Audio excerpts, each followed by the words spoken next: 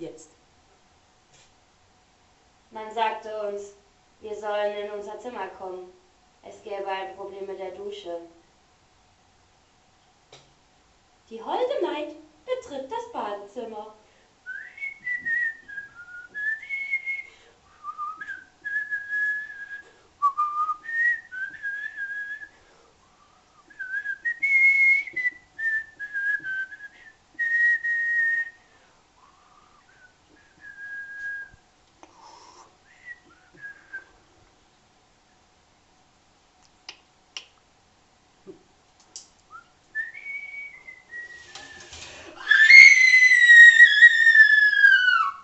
In dieser Situation stelle ich mich einfach tot.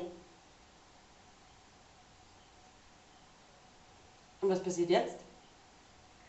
Da wird nicht mehr viel passieren. Ich bin brandgefährlich.